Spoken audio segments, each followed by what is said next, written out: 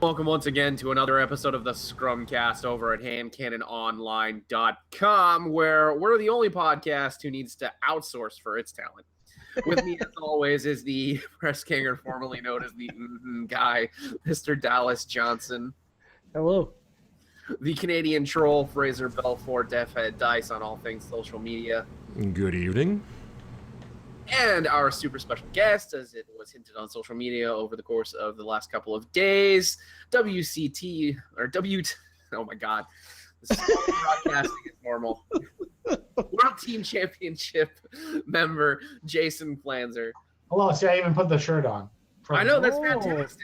Ooh, No, I was, fancy. honestly, I was like just digging in my closet, and I was like, I just grabbed the shirt, and then after I was halfway to this room, and I realized I was like, oh, this is kind of funny. I'll just run with it. So, I think it's fitting. hello, how are you? Doing well, man. I haven't seen you since Lock and Load. How you been? It's been good. It's been good.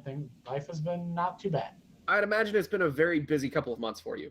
It has been very busy, and it's just been a lot of doing a lot of different things. But I'm if you didn't know, I'm one of the owners of Broken Egg Games, and we've been doing a lot of work with the Predator Press stuff. Our license has been kicking, and these tokens are coming out soon, so we're really excited about that, much less just doing all these other sorts of things in my life. So very exciting. Excelente. So, man, the Trollblood set is fire, man. Who's your designer? Who did the designs for you? So it's so funny. So we have we've had about 9 to 10 total artists touch the tokens. And our original Trollblood designer, there was just a little bit of an issue with them. And Trollbloods ended up being the very last set we designed, which for me, obviously, I wanted it to be the first. But that wasn't the case. So it went through a lot of different people. And I know like the main gentleman who was helping us design it, he actually wants to remain anonymous. So unfortunately, the main guy was not able to do that. But yeah, we had concept art from all sorts of people. Eric over from oh God, I can't remember his cast name. Eric G, he's a really great guy who's in the community. He did a lot of the work for us doing concepts, and then Chris Johnson of Mechanica Studios also helped us with some concepts, and then just us tinkering and toiling and trying to figure out and trying to get a good representation of trolls. That was really what it was all about. Yeah, like I said, they look really excellent. So what's the ETA for release, or are they already out? So the tokens are all done. They're all being printed, and you can see different examples of all of them. The Trollblood ones, the final Trollblood prints are coming up. You should see them actually this week in the Facebook group. I'll make sure to post them. And the packaging, which we finally have worked with Privateer Press. It's been a long process, and then also just us finding something that's good for people to use. We wanted a packaging that you could reuse, because if you just get a box, you throw it away. This is a nice set of tokens. We want to keep it together. We wanted a box, and we found a box that's really nice and kind of fits most of the sets. We want to make sure the same container was for all of the sets. So we found it's a pretty big container, but it fits nicely in the side of the Privateer Press bag from Battle Foam. It also holds other templates and things like that, and also has room for growth, because you don't want to get a small container and then it not be able to contain the future. Oh yeah.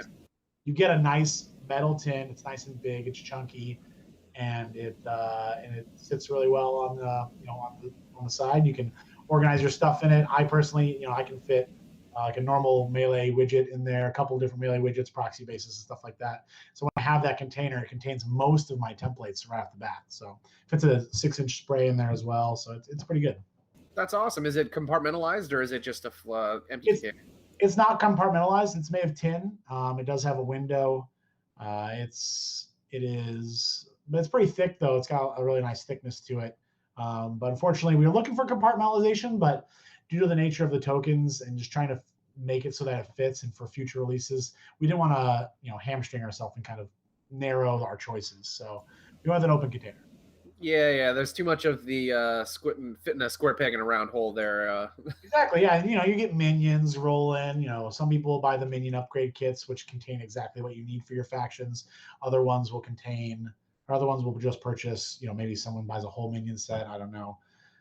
So we want to make sure that people are able to do what they want. And, obviously all of us have our own containers. I've had this little bag that I've had for quite a while now that I use still to this very day for, carrying my stuff around. But I'll definitely keep that for the bulk of the tokens, because I personally like to take the tokens I'm playing with me and then leave the rest around. So it's a nice solid container. I'm not going to lose it. It looks pretty. It's got nice faction art on it as well. So. Oh, I'm particularly stoked. My set of original Privateer Press blue tokens are definitely showing their age at this point, and I've had an eye on your stuff. So. Well, most of my blue tokens are gone, but the ones I have are all the writing's gone, all the design gone. They're just worn out. Yeah, no, I know. I think I bought right when it came out, I bought 2 sets, and mine are pretty gone too. So I'm kind of interested now. So if you were to buy standalone sets of your original wood tokens now, would they be basically comparable to the new set that you've got? In contents? Yes. So we actually have a lot of the lists finished. We'll be posting them this week of what all the contents are. I would say no. I think the wood token sets, well, first of all, continuous effects and things like that were left out of this set. It was a decision made by us in Privateer Press. It kind of makes it so that future releases, you never feel like you're slighted. I remember Legion, they didn't get fire tokens in their Legion sets. And actually, when Privateer designed the sets, the original ones, they didn't really have a lot of fire, even though the fire-breathing faction. And then when the Ravagore came out, everyone's like, I need all this fire. So making it, something that you need right off the bat, that's one thing that comes to mind. But specifically for the animi, but specifically for Trollbloods, I'm very conscious of what you would possibly use. So you're going to get multiples of the big players, so that way you can do that. Now, someone's like, well, what if I run 10 slag trolls? Will I be able to put acidic touch? I don't know how you do that, but on 10 models, no, that's not going to happen. But we are planning on actually having individual releases for any token you wish in the future. It's still going to have some logistics issues, but it's something that we really want to do. We really want people to be able to have access to the tokens individually for the future as well. So I love it. Yeah, that was one of the big problems that we had before with a lot of those token sets. A complete lack of knockdown, not enough fury, and not enough continuous effects tokens for sure. Fury, we are real big on. I did not want anyone to feel like they couldn't run enough. I went through many possibilities of what your maximum fury allotment would be. Obviously, taking the most optimal, I guess the whole list would have to be night trolls for you to get the most fury out of it. But a standard battle group or even a large size battle group plus the stone, which you have to be conscious of because that will sit on the table, plus your warlock. We're looking for the Trollbloods one, I think about 30 something even. So it's a significant chunk of fury. Seems about right. How many tough tokens did you or knockdown tokens rather did you decide to include? So all the, like I said, all the continuous effects stuff they're not in there. So you're not going to get knockdown tokens. There's not going to be fire tokens or anything like that. We do have a companion set of tokens that we create, Elite Gaming tokens that are also updated with our new UV printing process, which is a billion times better than what we were printing with. It feels good to rise up with technology and make what I believe to be the best looking prints on the market. Super clear, and those do companion really well with the set. So there are not knockdown tokens with the set. Fortunately, though, I do believe that in this edition, you actually need a lot less. I know that I have about 20 that I've been carrying around with me, and I feel like I never need more than 5 because they die if they get hit again usually. So yeah, definitely. All right, guys, so let's go ahead and move on to the news. We've sold out just about enough for this segment, so we can go ahead and move on. Well, I appreciate it. I appreciate the conversation. We can be bought, is what he's saying. If you guys need something from us, we can totally be bought. Absolutely. We are not above that. No moral compass on this podcast. Okay, so speaking of the WTC, Fraser, you had a few words on the Canadian WTC status? Yeah, I actually went to and this is jumping into the games played section. So I actually played there was a WTC Team Canada fundraiser about 2 weeks ago now in Guelph that was run by Chris Orr and actually had a number of the guys from the Southern Ontario area that are on the team. And so we had a 5-man team tournament, and I was going to quickly walk through my games because I thought some people would like to hear it. So, our teams was we had 2 Troll players, a Scorn player, a Legion player, and a Kador player. We were known as Guns and Trollses.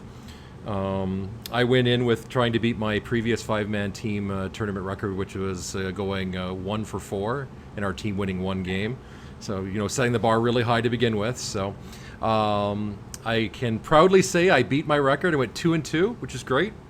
And I'd almost say I went 3-1, but I lost due to bad dice. But I still considered partially a moral victory because I was able to puzzle it through. The team, unfortunately, we never actually won a single round, so we came dead last. But we had the most fun doing it, so that's always good. So my first game, and I'll just breeze through these quickly because my first game was against Menoth. Went up against, I'm just loading the list now, I think it was Resnick 2, so the chariot guy. All I can say about this game is, one, my dice gave up on me, and that's why it died. But Madeline Corbeau is a thing. I'd never gone up against her, so with her behind Resnick and Resnick keeping a 1 Fury on him, there wasn't much I could do, so I dropped my Madrak 2 list into it, which we've talked about on this list this show a couple times, and couldn't Pac-Man in because Madrak couldn't do anything to him to kill him. So I had to send Maulg in, and on feat turn, Maulg had more than enough to take care of him, and Maulg failed 2, basically needing 5s to hit, failed twice, not leaving me enough fury, and basically Maulg was left out in the open and got crushed the next turn. My Madrak 2 list only has 1 other beast, which got eliminated the next time. And then we, right after that, I almost got a tough low slam in the back end to knock over Corbeau, which I could have set Madrak in, but a free strike wound up eliminating that one. So, but overall, it was a fun game. I lost, but I consider it a bit of a moral victory because it was more my dice's fault than anything else. But technically, it was a loss. So, moved on to round 2, where I played another Menoth player. This time it was Rob, who played Severius. He was just getting back into the game, and he wasn't really sure what Madrak did, or at least that's what he claimed. He managed to leave everything just out of a reach where I could Pac-Man through. I could get Madrak about half the way where I needed to be, and there was just too much of a gap. I did have the brilliant idea of throwing one of his Scimitars, and it landed exactly where I wanted it to, but then he failed his then he wound up killing him, so I removed my target, so I couldn't have Pac-Man through. But eventually I just wound up clocking him in the end, but that was a fun game. My third game, and this is actually the one I want to talk to you guys about, it was against Rhett versus Kalissa. And that one, and he had an Imperious, 2 Hydras, and what are these guys? The Dawn Guard Sentinels, which are kind of brutal, being with POW 12 Weapon Masters. Yeah. I opted not to drop my Madrak list, and I think in hindsight that wasn't the right choice. I dropped my Gunbjorn list, which was a Mountain King, Glacier King, the War Wagon, Dozer and Smig, and then a couple, then support with a couple units of Fire Eaters. The having Alton Ashley in there for the Grievous Wounds was a good idea. I didn't realize how good of an idea until he killed Alton Ashley like on turn 1, because he could ignore stealth or ignore concealment. So he basically just picked him out of the forest where I thought he was safe. Yeah, Keyless is kind of an a-hole that way. Yeah, and well, this was the Mage Hunter Strike Force, because I guess they can ignore concealment. I think that's it. Right? But anyways, bottom line is, and then he explained why he needed to get rid of Alton Ashley, because I guess with the Grievous Wounds makes Imperious very sad. So in hindsight, I would have kept Madrak and just set Madrak in, but it was one of those. It was the only game I think that I've played in a long time I just didn't feel I had an answer to. Most of the other games I've been able to puzzle it through, but this one I just felt sort of overwhelmed. So it was interesting because I think I've played Rhett maybe once before ever. Does So Imperius's card actually say that they heal the damage, or is that how? Grievous Wound says remove now, so like anytime you remove damage. So basically, what he was saying, and it was BJ, he was saying that basically if something has Grievous Wound, it's preventing Imperious from getting that extra 17 boxes that he's able to recover back. So so that's why he said his number one priority was to get rid of Grievous Wounds. So in hindsight, I would have taken Madrak instead and see what if I could shoot through the Dawn Guard Sentinel. But it was just a case of not knowing. It would have been a much more favorable matchup for you. Like the the Sentinels are a lot less scary when you can kill all of them right at the same time, and then you out-threat him basically with almost everything in your army too. Yeah. So it's really hard for him to position in such a way that he can have them be impactful for that. So what do you think that, I mean, outside of list choice, what do you think that you could have done in the match with Gunbjorn?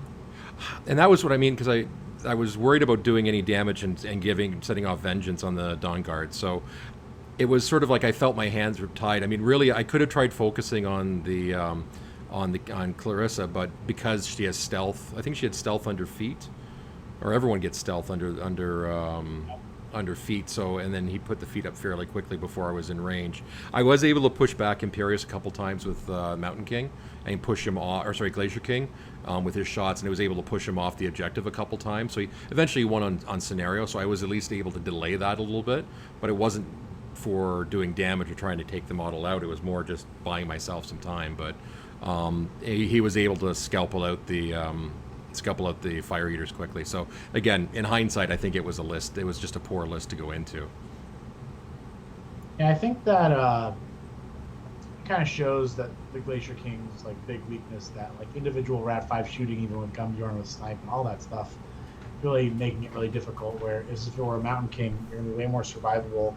If he doesn't pack Grievous Wounds himself, then he's gonna really feel the Mountain King over time. And with kill shot sprays, I mean, you really do a lot of work. You can easily pick those Sentinels up. If they're not playing Helena, Sentinels are just paper to the Mountain King, and it sprays. And I think going forward, the best move, specifically against Sentinels, I find, is to try to mitigate the charges of half of them or a portion of them, and then deal with the rest. And then they'll overcommit and get rid of the rest because they think that they only have 3 or 4 left, and that's not worth keeping around. Which in reality probably is, but you know. Then the Mountain King just pastes them all, heals up, and then you're up 10 points. Yeah, true. 20 points, yeah. I mean, And 3 points. And the War Wagon is super good. Like, especially, I also find it's very interesting that you would want to put the Glacier King and War Wagon in the same list, because the War Wagon loves snipe. Yeah. And so does the Glacier. So you're kind of like, you can go for a hot swap, but you're going to run out of fury real fast with them. And that was part of the reasons why I was contemplating dropping the stone, because I was finding I was fury starved, having to switch back and forth on a regular basis. Yeah, but you do have to protect your investment. True. But again, it was a good learning experience for me on that one. So that was the only game I really felt like I didn't have any real game at all in it. And then the last one was went up against Minions, where they had Carver with a whole bunch of beasts. Again, he just was able to place his stuff so Madrak really could in, but couldn't get in.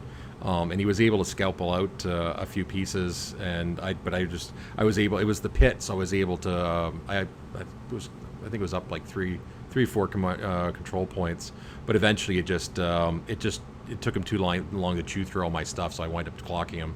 So in the end, it was a fun game, but the Carver's feat is very similar to Madrak's, and it's not fun being on the receiving end of that. So it's fine when Madrak does it, but when someone else does it to you, it's not nearly as much fun. I think you're seeing a tactic that trolls have to follow, and that not have to, but it works for trolls, and that's clocking your opponent. And we can still do that, maybe not quite as good before, but just you can stay alive a lot longer and make them use a lot of their time just trying to get you off the board and out of the way. And then if they don't, you can sit on the scenario and win by scenario. So. Yeah, and with Carver too, like his feet's like a shade under Madrak's, mostly due to faction, but they're different, though, right? Because one of them applies damage. I mean, I wouldn't, just because they give overtake doesn't make them too similar. I think that one is more like a melee, a Xerxes. Yeah, that's fair. Well, but being beast heavy, he can overtake, then buy another attack. So he has a little bit of options there. But yeah, it was just a little bit of a similarity. So I was thinking, wait a minute, you can do the same, close to the same thing. So, but overall, it was a fun event. I think they raised just over $2,400 for Team Canada, which was nice. They had a whole bunch of stuff on sale, widgets and tokens, and these really cool, awesome little bumper things that they have. So when you place a model, you can remember where it went down. So overall, it was a fun time, and there's actually a 3-man tournament coming up in a couple weeks that I'm debating going as well. So those are my games. Other than the only other game I had was the game I had against Bubba yesterday, which is up on the HomeMachine feed, where he brought his WTC list. It's Karchev with 12 jacks, 10 Mad Dogs, and 2 Juggernauts, and then some mechanics and a couple of tinkers. And boy, that was a fun thing to have to go through. So, but for anyone who wants to see that, they can go to the Def Head Dice YouTube channel and can watch that. It's HomeMachine episode 14. How's that for a shameless plug? We are full of those these days. Yeah, we're full of it these days. For sure. All right, so we've dilly-dallied long enough on this one, I think. And in addition to that, I don't think anybody has played any games this last week, so probably not much else to talk there. I don't know, Dallas, did you actually play a game? And I'm offended that you insinuate that I don't play this game. To the guy who just got his army back. Yeah. Totally. I've played a lot of Ragnar. I actually played a really fun. I've been playing around with Jarl. He's not the most competitive, but in my store I've got a lot of new players, and so it works because he's strong enough that I can threat them. And you know, fog clouds aren't as crappy as they used to be when you play against Legion all the time, which is one of the most popular ones in my area. But I played a fun game with. Whoa, excuse me. I've been using Jarl and a Mountain King. So how do you not annoy the shit out of your opponents? Because I feel like that's what Jarl is great at right now. Well, Magic Bullet is fantastic. Magic Bullet is my favorite thing that he does, just because. And I played against Crix again, and I just pounded his Necrotech to death. And then the Mountain King ran up, and I think I played a game similar to this a few weeks ago, but I just charged him in, got a Bane that he had charged up to take care of my Axer, and then I got kill shot off, and that took care of 3 more Banes. And then there was another one in his melee range, so I charged in with the Mountain King and took care of half the unit, 5 or 6 of the unit in one activation. And then my Axer was able to kind of charge in and take some of the threat away from the countercharge on the Banes, and he just couldn't kill my Mountain King, which was really nice. And then I was able to. I think my Axer's been the one that shines because they're so concerned about the Mountain King in these games that they kind of overcommit to take care of him, and it gives me a good angle with the Axer. And I love giving my Axer +6 strength and then going after something. He's just the Axer has the range to go for he can get a good angle if you do it right. So I've had some success there, getting some assassinations with my Axer using the Mountain King as bait per se. I struggled when I played the same list against Legion. He had mostly a shooty, or not Legion, Retribution. He played mostly a shooty list with Kaylessa, and I started losing things a lot faster than I expected to. But I was able to pull one out again in the end. He ended up killing the Mountain King, but the Axer was right there behind it, ready to kind of step in. And again, I was able to I had to put rush on him for the distance, but I was able to charge in with +3 strength and cut Kaylessa in half. It was great. So I've been having a lot of fun with this list. I think once I get the Glacier King, I'm going to try playing them together, or just for the fun factor. I think I'm not sure how competitive that will be, but I'm really interested in getting a War Wagon put together and painted so that I can do the Mountain King and War Wagon together. Yeah, that model. I mean, we rave about the War Wagon these days. Like that model just does so much work. We're having fun. I'm gonna try. I just got to get my chef finished painted this week, and then I'll start assembling my War Wagon. We got a Crossroads event starting this Saturday, so I'm hoping to try some of that action this week. I haven't decided on the caster yet. I've still been playing a lot of Ragnar just because he's new.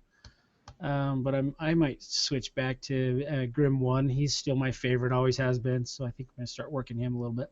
See what happens. Build a different list this time. It won't be Grim 2 Earthborns and Rock, I promise. I promise. The Earthborns stay home a lot more than they used to. So that's fair. However, you get a lot more room for Earthborns now that they cost 15 instead of... There's some unit choices. I like Grim with some Warders, with the Mountain King and a War Wagon, and some Fen Blades probably. I haven't decided yet. I got to work that one out still. Seems fair. All right, so Fraser, we had a discussion going on Facebook, and we wanted to outsource what the community wanted us to list build with. Now, this is actually kind of fitting, as the last time that we had Mr. Flanzer on, he was the one who was defending said caster after Emmanuel Class had trounced him so viciously on said podcast. Jason, do you remember that one? I do. Yep. So today we're talking about Borka 2. There he is. Indeed. So, Fraser, why don't you walk us through the procedure, and then we'll kind of, we'll math out a list. We'll see what happens. Sure thing. So I'll give a bit of background. As everyone knows, I have I live stream games from my basement every Tuesday night, and just for fun and to get some conversations going on our Facebook page, I threw it out there saying, let's build a list. If we build a list together, I'll play it in a game of HomeMachine. So started off figuring out which caster we wanted to play, and by a sizable margin, Borka 2 won that list, or won that vote. Next day, we started picking out Battlegroup. I think the Battlegroup we sort of decided on, just to give you a bit of background, was Mulg, Pyre Troll, Rock, and an Axer. Mountain King was thrown around a couple times as well, but this seemed to be where a lot of there was an agreement. And then we moved in. There wasn't as much communication on the on what units and solos to bring, but so what I'm kind of curious is, let's see if we can put together a list here on what we think would make a good Borka list, and I'll put it together in War Room as we talk through it, and then we can post it in the show notes. And then I will play both. I'll play the one that we put together on Facebook, and the next week I'll play the one we put together here. There you go. So I will open War Room. So we'll start with who do we want in our battle group? Jason, I'll give you the first crack at this. What would you like with Borka? Well, I really want to be aggressive. I really want to push the tempo of the game a little bit. So the question I think I would first ask myself is, do I want a Mountain King or do I want a Mauler? If you want to be light on your feet, then the Mauler is going to be a little bit better than that. Mountain King is going to give you a lot more threat, and it's going to allow you to punch through literally anything, and it's pretty much a guarantee that nothing that is not immune to cold or a Colossal can kill the Mountain King on his feet turn, and a lot of the time not even the Colossal can kill the Mountain King on his feet. So that's kind of the question you have to ask yourself. So it sounded like you guys wanted to build a list without a Mountain King, so the first piece that I'd put in would definitely be a Mauler. See, I had the same thought process, honestly. The Mountain King was the first piece that I went to when I was presented with this particular question, just because it's so stalwart, especially under the feet, that you just cannot dismiss it out of hand for a piece to put in. But so let's build off this with the Mauler then. Okay. So we probably also want a little bit of defense for Borka, so that sort of gives you the consideration of perhaps the area of having either threat range or one light. So threat range will give you the way to keep distance between his battle group and Borka, and then you can also do something like the bouncer so you can get Earth's Blessing for Borka, as well as have a shield guard if need be. Jalis, what do you think? Microphone. I don't know what I think. I was gone. Why do you always ask me when I'm not here? I like to put you on the spot. Okay, so we decided that probably our first beast, at least by committee, should. Wait, we got Borka 2? Borka 2. Yeah. Yes. So I was trying to figure out the merits of bringing either. Borka 2, Mauler. What else? And a bouncer was my next thought. Ooh, I like the bouncer for Earth's Blessing. Exactly. So shield guard. I think the bouncer's probably a decent choice there. Shield guard, good defensive tech. It's got. And you got the Mauler to help him with his power strength. Exactly. Yeah, I don't hate that. Not only that, but it's really hard to remove him from a particular place if if you absolutely need to. The other thought that we could do is, instead of the bouncer, bring the Axer and use the battle group as basically the shield for Borka, so that they don't really have a way to get too far beyond the battle group. And then also this helps the battle group stay up, I guess, as quick as the Borka is normally. Because speed 7 is close to speed 5 is really difficult to deal with sometimes. Well, the action with reach and rush helps a lot too as well. What do you think, Flanzer?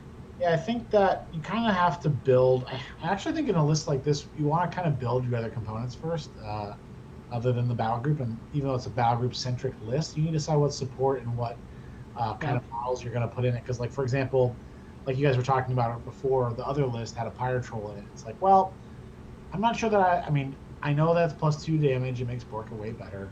I get that. And I also know that it pairs well with Fire Eaters. But if you're not looking to bring the Fire Eaters, you could go heavier into the battle group and get a lot more damage out of your battle group if you want bigger models. Because right now the gap between a light and a heavy is the smallest it's ever been for trolls. Because troll heavies have always been so expensive. I actually often, you guys were talking bad about the Earthborn. I've been playing the Earthborn in almost every list, and I find that while I originally thought I wanted Shield Guard from the Bouncer, I actually found out that Earth's Blessing is more important. And for 6 more points, you get a lot more War Beast with the Earthborn Dire Troll for the same ability. And he has a lot of immunities. He's very adaptable. He's very fast, which is also great. And he's very survivable with 2 more boxes than your standard Mauler chassis. So bring the Mauler and the Earthborn is what you're saying, probably? I'm saying we have to make some decisions on what else. Yeah. Okay. Are we looking to bring a big chunky unit to put his concealment spell on? Or we're looking to bring smaller units and play like a more of an MSU style. So I feel like playing to his strengths, the chunky unit makes sense. Long riders, maybe warders. Warders might be a little too slow for the list. Long riders seem to fit really well here, just because they're a large unit with good boxes, great threat range, good output. I mean, they fit his kit really well. And then you're putting less and less stress on Borka's Fury Pool, which is his weakness. So when you take that into account, like, you could basically minimize your support, utilize. I mean, we're also faced with a thing where we could even not bring the stone at all here. Like, I feel like the feet and the speed of the list can give you enough legs to capture and hold a scenario for long enough without being under personal threat and needing the stone to protect either Borka or your battle group. And if you're actually loading heavy on the battle group, taking whelps and like multiple Earthborns actually seems pretty decent for this, because it's more targets to stationary, more targets, or more targets to take more hits. Yeah, I think that if I wanted to run a stone with Borka 2, I think you should really consider, if you want to run a stone, if you want to run it running just the minimum stone, just following him and maybe a War Beast around. And that gives you a lot of protection. In late game, they're actually really good at holding scenario points if Borka wants to charge off of it, because it's a very small unit that half of it is very simple to keep up. You only need 2 models, and you're going to try to keep your stone around as long as possible. So you'll be able to take and hold points with it if Borka wants to leave behind. Because it's only 6 points. Once you start getting into the UA and additional models, it ends up usually not being worth it. You're never going to fill it high enough for the other guy's size of the unit to be relevant. So. Yeah, and it's not benefiting from the feed or getting other really great benefits at all. So I agree with you there. The UA is the only thing that I think I might disagree with. Just the versatility of the unit. Like, having that spot 1 strength sometimes can really make the difference. And that would be my biggest advocation for that particular unit.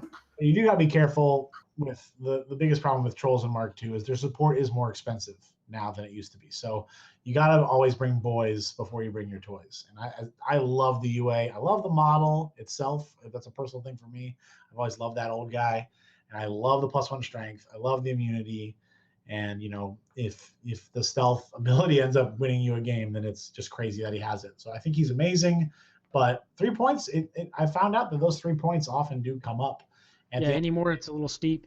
Yeah, the armor ends up being more important in the long run. If I need to drop 3 points, I'd be willing to drop it there. But so I think that since we're talking about the scripting and saving on points here, I honestly think that probably there's only 2 supports that I would consider, 2 support models that I would consider for this list, and the first and foremost being a Fellcaller, and then the second being the Rune Bearer. And those are probably, I don't think you can actually fit both in this list if you really want to do what you want to do with it. So yeah, you kind of have to decide. He just seems slow, unfortunately. Yeah. It just doesn't okay, so basically if you're taking the Rune Bearer, you're committing to saying, I am going to run first turn with this model to make sure that he is not behind for the rest of the game, and then just hope he doesn't get sniped out. And then that will ensure that Borka's Fury efficiency will be there so that he's not completely starved all game, which would then facilitate a stone. But I mean, again, it just kind of folds in on itself. I think that the Fell Color is probably the only option for this list. I agree, and I think it's a must-have. You want to get, if you really need to have Borka punching through, he needs to be having that mat, and you're going to have that one unit that's going to enjoy the mat as well. And Pathfinder for that unit's likely going to be necessary if it is needed. And he's just all around a great solo as well. I mean, he lost a little bit of combat effectiveness, losing a speed and a mat, but he's still very good and still chops stuff up. And that spray is so good. Yeah, the spray I always use it to unengage stuff, and it's just fantastic. Yeah, I agree. So let's go back to units. So warders might be too slow. Champions might be too slow. Do you think they are actually a decent fit for this list? I mean, like I said, you get one unit, right? So they're going to be def 14 in melee, and they're going to be def effectively 14 unless you ignore concealment from range. You're going to give them stealth one turn as well. So you've got a lot of beef there to be able to do some pretty good work. I don't hate that. I wish troll heavy infantry were better because I love them so much. They're the reason I play trolls, or one of the reasons I play trolls. And unfortunately, long riders just took a massive hit in this edition, and I think that they're still good, but they're unfortunately just not going to clear out as much as I would hope they could, like they could in the previous edition. So I think that you could do that. I actually like the scouts here. You also can give them stealth all the time with prowl. And they actually do a lot of work. They AD, they pathfind, so they're very independent. They get up to mat 8 on their own. And I think that they're surprisingly flexible for taking and holding scenarios, annoying people, and if they need to, chopping up some stuff. Actually, like their stealth and the mobility definitely give them a leg up, and then they're a lot less expensive than a lot of the other infantry options. Do you then invest in like a light unit instead, like go to Fire Eaters, or you could even invest in Fenblades again and go that route? Yeah, I kind of like the MSU style. I think having a chunky battle group with a couple of units that are kind of independent, like the Fire Eaters and the Scouts, might be a good option. It all depends on how much work you want to get out of the Long Riders, if that's what you really wanted to bring to really get them up the field. But man, I have just been I just can't. I don't know. Maybe I just don't get it, but I can't get them to work. They're just so out threat by everything in the game. Fenblades charge just as far as, or head threat just as far as they do now. And it's just, to me, it's just sad. I just can't make it work. You can't buff them up enough anymore for them to do significant damage, and they just kind of fall flat for me personally. I mean, then that's all a possibility. You exist in a different meta than all three of us, obviously, because we exist in 4 different corners of the country. But what I have noticed I'm pretty sure Flanzer's meta is everywhere. Just so you know. That is possible. I mean, Long Riders still seem to me like a unit that need they're good when they get to the lines, but they need a little help getting there, which means that they're being led by another unit. And Fenblades are almost principally the ones that I use for that because they're so cheap, they're so fast, they get in the way really well, and they die really well, which means you've got plenty of open lanes for the Long Riders to do work after the fact. So maybe they're not the right unit for this one, and I'm not certain that we even have the right unit for this type of thing. And with most of our buffs being friendly faction too, it's really hard to say whether you could even think of a minion option instead, something that's a little more survivable, not quite as fast. I mean, Gators come to mind, but it just doesn't really ring with the list quite as much. So for me, this is my new thing for Mark III, because I think that Trolls got some incredible buffs moving into Mark III, and where those buffs are is kind of hidden. So like with the Earthborn and Mold going down to Fury 4, we find out that Fury 4 actually ends up being the norm, right? So, and our ranged beasts actually got buffed to Mat 6. So compared to the Earthborn as an example, they actually hit just as well, just as accurately, just as hard. So with Borka, you kind of have this like toothy, attack that you can really bite off some heavies. Borka himself could even do some fighting, and you've got a feat that says, if you want to come and kill me next turn, good luck. Thinking of like a Blitzer or even a Bomber here might actually be interesting because they fight just as well. you can't just engage them and like charge them with a bunch of stuff and deal with them on that feat turn. And they're going to put pressure for your opponents to close the gap. So I actually think that that's kind of interesting. And also I think that you guys, your favorite model, the War Wagon, actually could even be decent here. I agree. The one problem you see there is that the War Wagon's that one thing that sort of, it's the pimple in the list. It's the thing that everybody will notice, which makes it sort of feel like it's a target in a way, but even though it's... You can give it immunity to cold. You can, but battle engines can't be stealth. Sure. So then he'll get shot, but he's really good at, I mean, if we have that min stone and he gets just behind that guy, 6-7 inches away with Borka and him there, Borka will be armed 20. The guy will be armed 21. You want to, what are you going to do? Take a couple of shots, a couple POW 15s boosted, trivial damage to him, and then next turn really close it. Or, you have your beast there. Like, they have to respect that they're coming for you. Yeah. I honestly, that's kind of interesting to think about. Like, the cost of the War Wagon actually makes it feel like a unit, and it performs almost like that. So that could fill that big chunky gap that you're actually looking for there with the battle group. Furthermore, it occupies so much space and it's so fast that it can be a really reactive piece on the board when you're talking about a live scenario. So that's kind of an interesting thing. Furthermore, you could still supplement it with like a unit of scouts and then sacrifice one light beast in the battle group and go that way. That way you've got autonomous pieces that don't actually need to be buffed or helped at all by Borka, and then still have your battle group, threatening a large portion of the board. Fraser, Okay, so here's what I've got for you, Matt, so far. You gotta tell me what I've got wrong. We've got Borka, Runebearer, Earthborn, Pyre Troll, Bomber, War Wagon, Fellcaller, Feralgeist, Min Stone, Scouts, 2 units of Fire Eaters, and Swamp Gubbers. If that were a list, that would actually work. Unfortunately, 75 out of 75. I just built it in War Kind of like it. I don't hate that list. So there's no damage buff. Well, the Pyre Troll's there, so there's some damage buff. And the Mauler's there.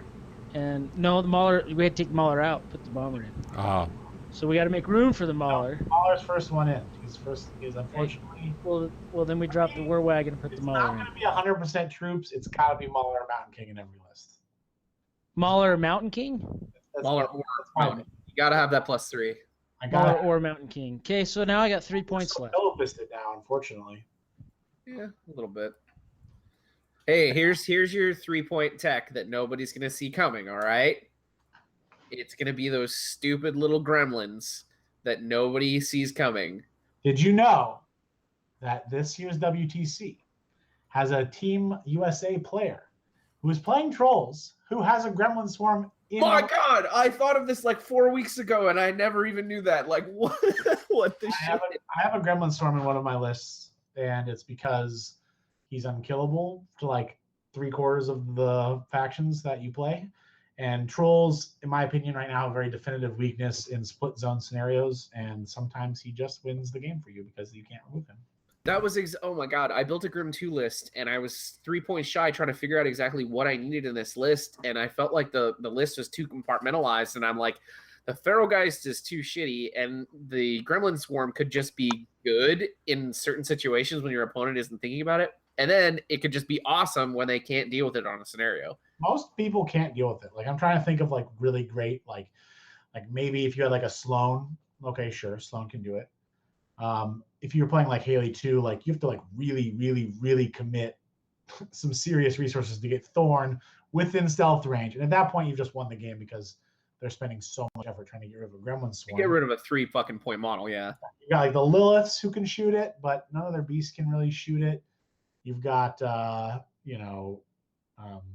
Protectorate has a couple of options that are pretty good. Magical sprays and stuff from, or some magical shots from Retribution, but generally only Discordia's spray is really going to be able to deal with it easily. Like, it's just a very, like, it's very corner case to be able to deal with that. And it is, it's incredible. And if it does get to mess with a Jack, even better. Yeah, quite excellent. I've actually really, after I started list dojoing a little bit with it, I started to respect that model a lot more.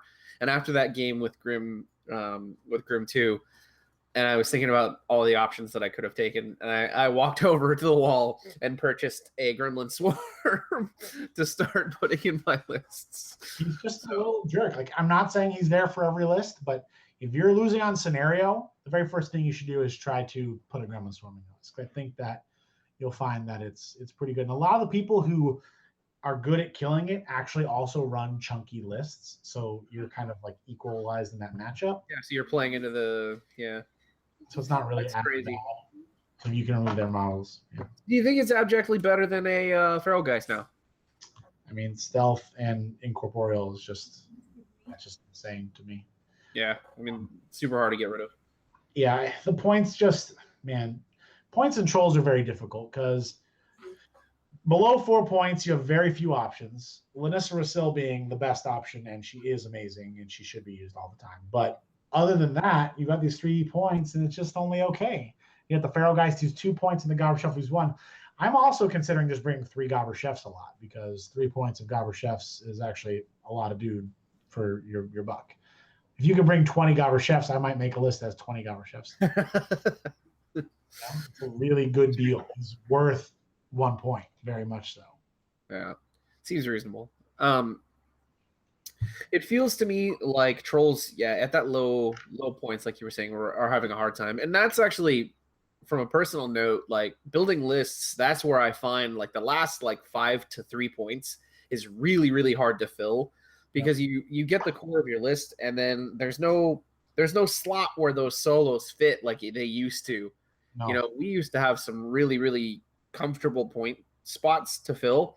The 1, 2, 3 gap was full of excellent options back when the points were slid down. Now it's just not quite the same, and as you said, a lot of our support is weighted a lot heavier than it was previously. It's real bad, man. That's really sad. Well, and honestly, it's kind of interesting, though, because what I hope you'll see, and it's actually kind of a movement that I started seeing towards the end of Mark II, where Trollblood list building was moving towards meat and potatoes list building. Like, less support, more worker units, more worker models, stuff that did things without needing help, and then just shoving your army forward and doing what trolls do. Sure. And I feel like we've sort of gravitated in that direction. Yeah, which is unfortunate, because I like a lot of units that I feel like we were there's some unfair pointing that went into this edition for trolls because of things like Runes of War, where you're like, oh man, 9 points for 3 Rune Shapers is just really tough to swallow. Like, they're not that, I mean, they're great, I love them, but they could have been 8, and there's sometimes where you're like, oh, 8, that fits here, but 9 doesn't just fit. Or like I said, a lot of the support is just like, man, how do we got no support models at 3 points? That's incredible. It's kind of nuts to me that we weren't able to achieve that. Whereas you look at minions, which minions are the most overbalanced faction. They're just so good now because everything in it is so cheap and just so, I actually personally believe that minions are the best Hordes faction currently. It's kind of insane to think, given the nerfs to like Gatorman and things like that. Yeah, how well the lessers interact with all of the buffs that they got is insane, because every caster got better, even though they were all actually good. Every unit got better except for Gatorman, because they were the only OP quote-unquote thing in the faction. And then every solo got better, and the lesser warlocks are just actually insane. They're just insane. And with the fact that you can put buffs on them, like the fact that they have rage now and they can send that for 15 points of Rosh and Brine, you can send that, with ease, 14 inches on any given turn, that +3 strength just across the table, and then just give away the pig, and you still got a great solo walking around. Blech. So good. Like, I'm playing Rask. Yeah, I brought Rosh and Brine because that works now. And I Furied and I Raged Brine. So here he comes with, 6 POW 20 and 21 attacks. It's 15 points, just across the table. Seems pretty good. 14 inches without Boundless Charge, which, by the way, he has and you could give him. The overbalancing was quite strong in that faction, and I'm excited to see more minions, because I promise you, just give it about 6 months and you're going to see a whole bunch of minions. Oh yeah, I'm going to the I-5 team tournament over here on the West Coast, down in Oregon here in October, and one of our players is a minions player, and I'm looking forward to that. Hey, I'm just glad to hear someone else that like is respectable at this game feel the same way I do about the balancing. So it makes me happy. Yeah, they just I'm always full of crap. it was I think a lot of knee jerk. I mean, unfortunately, when they say that they spent as much time as they did, I believe that they did think about things for quite a while, but they took a little too much Mark II data and put it into this Mark III. They didn't reconsider what happens when you make one change into Mark III. You know, they're like, oh, this was not as good, so we buffed it, and this was not as good, so we buffed it, and this was not as good, so we buffed it. So then when you actually get all three on the table, it's too much buffing. It was too much all at once. And then, oh, this was too good in Mark III, so we nerfed it. And this was too, and then we saw fell callers in every list, and we saw, all these support models in every list, and then they didn't actually make the lists with those people to see what that congeals like on the table. I don't think they did a bad job of noticing if something was too good or too bad, but you have to understand what happens, because whenever you move one model, specifically in Trolls, whenever you take one thing and you change it a little bit, that affects the overall very heavily. So yeah, we were such a synergy-based faction before that the changes were big. Furthermore, I feel like Trolls had some things in the faction that created what I like to call negative play experience. Shut up. Which is why they garnered some scrutiny from privateer press, I feel. And I think we all know the red herring in the room here, i.e. burrowers, who are shadows of themselves. And while I believe that they were probably a little too powerful, now they just feel, I don't know. I can't find a crappy. Yeah. Okay. No, I feel you. There was one other thing, like where they kind of they're like, oh, big knee jerk there. And I think that they got the right direction. Like they did a good job understanding that, and I respect the way that they looked at it. But you have to consider, like, when you make them not a melee unit anymore, that the Rat 4 is actually really tough to deal with. Really crappy. And it's just look at a lot of them. Like, that's why I was so surprised that Fire Eaters were 7, because I'm like, I feel like Fire Eaters didn't change much at all, did they? Well, man, they are the reason that I think solely that Rune Shakers are so hard to swallow. Like, hey, so did we finalize our Borka list, or did we go off on a tangent? Did we tangent? Big time tangent. Oh, tangents. Okay, let me tell you what I've filled up here, and you guys can play with this, because Fraser's gonna have to play this. Exactly. You got it. Jesus, take the wheel. All right, so we got Borka, Runebearer, Earthborn, Pyre Troll, Bomber, Mauler, Fellcaller, Feralgeist, Gremlin Swarm, Krielstone, Min, Scouts, Fire Eaters, and Swamp Gobbers. Drop the Swamp Gobbers and the Feralgeist and put another something that works in there, like a Bash Leader. That's my thought. You say drop the Swamp Gobbers and Feralgeist? You're telling me that is a 75-point list? Yeah. It seems like you have so much stuff in there. That's why I like it.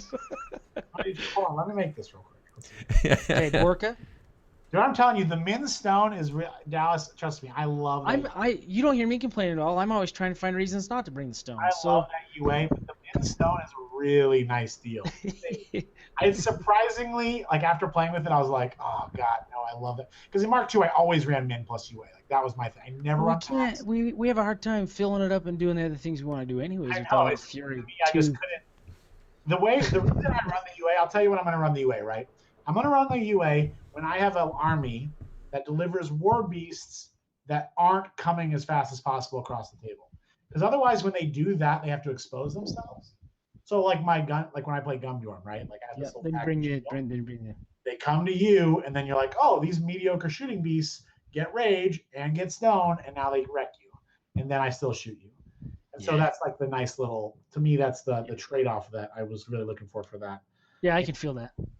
That's just okay. So, did you build it? I'm sorry. I just got 4. I have Mauler, Earthborn, Fellcaller, Krielstone. Okay, Runebearer, Earthborn, Pyre Troll, Bomber, Mauler. Bomber. God, I love bombers. Well, was there a light? There was Pyre Troll, right? Pyre Troll, yeah. Yeah, that's excellent. So we got 3 heavies, the Runebearer, and a Pyre. Put things in this list and it's not fully. It's incredible. Yeah. Okay, and then I have Mauler, Earthborn, Bomber, Pyre. I'm just trying to think of what Fellcaller, Double Fire Eaters, Krielstone. So right now I've got 21 points. Yeah. We could really put in that unit, like because we said scouts, which I don't think are bad, but I put scouts in. Scouts are in. But we could put in a chunky unit if you really wanted to. You could try out the champions. I've got like, oh, look at this guy right here. So I like Dallas. I just like Dallas. Oh, I love By the way, champions. Dallas, I still actually owe you a model. You do? I do. You know what, people? I still have to figure out how to pay everyone back. This is You're not paying anyone back. Not at all. You're getting one of like the 6 bombers I have. I bought like 7 collections when my army got stolen, and then I bought an amazing, awesome converted collection from some gentlemen in Canada who were absolutely awesome. And then I also bought Arizona Troll, Alan O'Brien's army. Oh, he gave me. Oh, you're the one who bought that. Oh, you bastard! I wanted his magic too. This champion is like my favorite thing on the planet. And there he Oh, is. he's great. That looks like a blood gorger helmet. I know, it almost does. Look, we got the Borka. Oh, Actually, no, I'm gonna be right back. So hot. The Will Hildebrand, I think, is his name, from Canada. I know Will. From Left Coast. He's on the Left Coast. He and Jeff Everett hooked me up with him and his army, and that was also good. I have to go get his Borka because we're talking about Borka. His model. What's that? This is where we play the. Ba-da-ba-ba-ba-da-ba, ba-da-ba-da-ba-ba-da-ba. Oh crap! See what I like happens. this list, Fraser. You're playing this list. I absolutely am. You are. You gotta buy a Gremlin Swarm. Yep. As I say, there's a few things I have to buy. I don't have any scouts either. If we wind up going with scouts. Well, the Gremlin Swarm feels the same. Don't go with scouts. We can do other things. We want to play within the realm which you have. So like, here's Borka, right? Painted by Alan O'Brien, the Arizona Troll. Oh, that one's good looking. Man, that's hot. Absolutely incredible looking. I mean, you can't see, but the runes are just actual. This model I have to show you because this is just incredible. Let's see if we can get this zoomed in. I don't know if I can do this. So, Look at that. Wow. he's got a fuzzy hat on. He's got a keg. And he's got this whelp who also has a fuzzy hat on. That's the Bomber Whelp. Yeah, and he's got a keg. No, that's not the Bomber Whelp. That's the one carrying No, it's the a boot. beer. One carrying the beer. Yeah. He's got extra scrolls because he's a shaman and he likes to learn. Yeah, no, this is incredible. And then you guys have probably seen this online too. Will sculpted this, or no, was Will his painter or the sculptor? I think it was sculptor. Whoa. That's a rock. That's a rock. Those are Smigs. Those are Completely. I wish I could show it better. I'll probably take some pictures. I can give it to you guys so you can. Please do. This is all hand sculpted beard, and it looks like just out of control, amazing. This is just he plastic card sculpted this and put some extra love into it. That's I insane. wish I would rock more because he's incredible. oh my god. I'm gonna play some Doomy too because that's his home. So let me tell you, the very first time I played Borka 1, I played Rock because I was like, Rock seems so good. Oh my god, stumbling drunk. And then I just stumbled on into my death. And I was like, I am not lucky enough to play that model ever again. Because I just stumbled like, oh, first one. Oh, that's weird. I walked 3 inches towards you. Okay. Oh, I shot you again. Oh, well, now I'm in the middle of your army. And then you died. And that was very sad. So I can't do it. I just can't bring myself to play Rock anymore with Well, once I get these friends painted up, I will do that. And he has an awesome purple scheme that looks amazing. I have to show this to you. This is another one of Arizona Trolls. You've seen this probably online. Oh, that is Braylon. Look at that cloak. Ignar, and you can barely see. Let's see if it'll autofocus here. No, I don't think it's going to. You can see. So he showed me that one. You can see I've seen that model in the person. cloak. There's darker and lighter colors of blue. It looks so. I've seen that cool. model in person. Look at the underside. Wait. Let's see here. It's the blue cap. Oh, that man, his stuff is so nice. It's out of control. I met Alan at DualCon like 4 or 5 years ago now, and I've been talking to him for years. That guy is super sweet, and man, if you want to feel bad about your paint job, Go look at Alan's stuff. Alan's stuff, it's like the most unique paint job because it looks like it's cell shaded. You can find his stuff. We'll get a link to the thing, but also he has an epic long painting blog in the Pyre Press forums called Arizona. His name is Arizona Troll. You can look for. I think it's Arizona_Troll. But he did a great job, and his life had just been going a certain way, and he wanted the models to go to a great place, and so we ended up. I was able to work out a deal with him, and I've known Alan for quite a while. He actually did a Jarl for me many years ago as just an appreciation. Like that's just the kind of guy he is. So hats off to him, of course, and yeah, he is. I think Dallas has his old Gristle 1. Gristle. Yep. The original Gristle 1? Yeah. The new one. Yeah. He with the note he says, I got a lot of mileage out of her. I hope she does good for you as she did for me. He loved and I play her all the time. 21 points, guys. What are we putting in for 21 points? Okay, so you got to put in the 2 fire eaters. I got it. So it's double fire eaters, Minstone, Fellcaller. And then I put the Gremlin Swarm Fire in. Bomber, Dire Mauler. You put either the Gremlin Swarm or the Fellcaller, so you have something to help you like the. Do we have all these models? Worst comes to worst, I am known to proxy on occasion, so if I have to proxy, it's not the end of the world. So, what should we? I mean, we could go with a chunky unit of Femblades, which are great for closing gaps. We all love Femblades. Yep. It's exactly 20. Femblades are very good, and that reminds me of a very fabulously painted Kith card that somebody gave me. So is that full unit with UA or just Femblades? Full unit with UA and a Gobber Chef. God, how do I argue with that? Let's see, how can you take the Femblades without the UA? That's a good question. Yeah, the only way I would do that is actually what I'm doing in Madrak, which is because I wanted to bring 20 of them. Okay, so what's your list at now, Flanzer?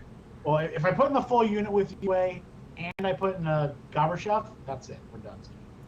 So it's Mauler, Earthborn, Bomber, Pyre, Fellcaller, KSB, Min, double Fire Eaters, full Femblades with the UA.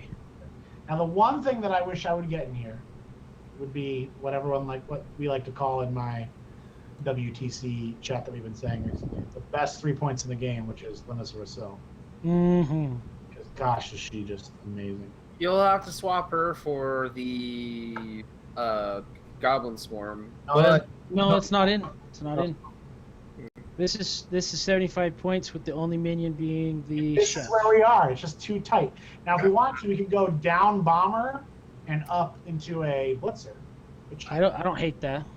I don't hate it either. I Okay, like. let's try that. Let's Bulldoze do is it. good. D3 shots is good. Let's get the Blitzer. Yeah, I wish it was. If he just had Rate of Fire 2, I'd just be smitten. I'd play him all the time. Once again, just not lucky enough to Apparently. roll high enough to get. I've watched enough of your games to experience your dice, that's for sure. Right? I have enough finals games recorded of me just crapping the bed. Okay. The most memorable was like way back Lock and Load 2000. We were there. That was the first one we were at together. We watched him that play. was 11. Is that the one he played Legion? In the finals? No. Red Lion?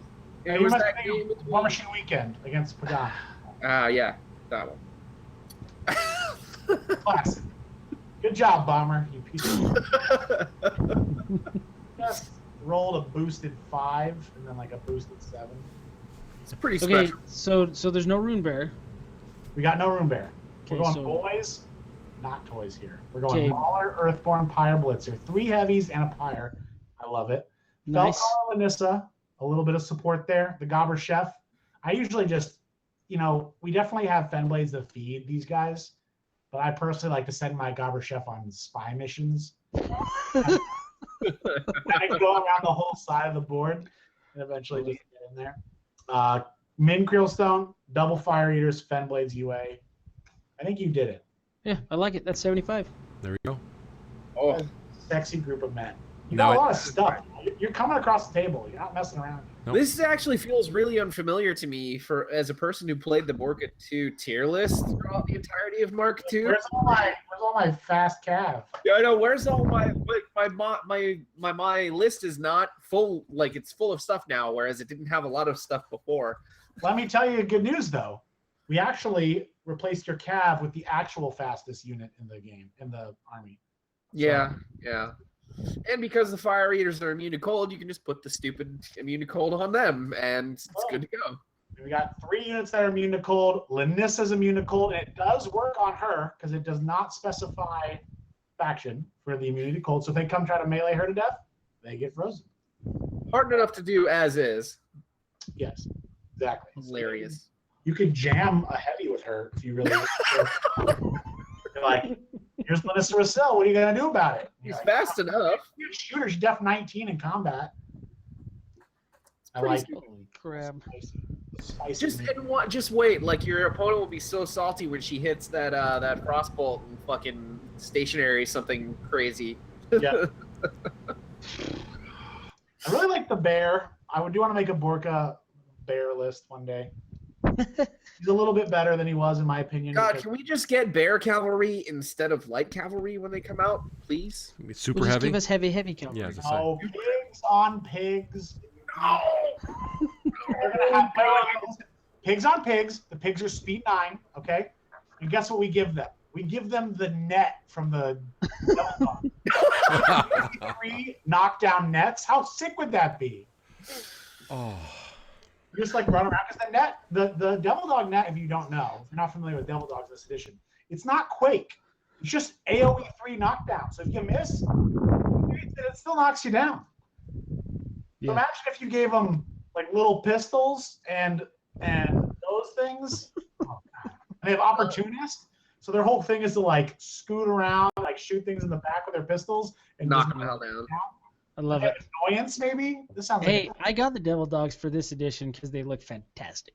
they are incredible. They're very Poland, one of the Polish WTC teams, has doubled down on them in Protectorate, playing them both with Vindictus and with High Reclaimer. And I understand High Reclaimer because you can just feet one back, walk 6 inches, as long as you're within 4 of their caster, say, I toss this net. It's AoE 3. It can't deviate off you. You automatically get smashed and then just blown up. So that's pretty cool. That's Very cool. pretty awesome. All right, so next podcast will be all about minion and mercenaries. But really, we've been prattling on for far too long at this point. Jason, thank you so much for coming on. Anytime. Good luck for all your future endeavors. We adore your products. Please keep Yes, them yes. Check him out at Broken Egg Games. Do it. please Thank do. you. We're actually going to be giving away a Trollblood token set for free on this podcast next month. Excellent. Yes. Awesome. That means you guys cannot keep it. So, Oh, Damn it. Dang it. but we'll get you guys one to give away for promoting, and I appreciate it. it'd be very, Fantastic. very cool. Excellent, I guys. dig it. Well, and on that bombshell, this has been the TrollbloodScrum signing off. See ya.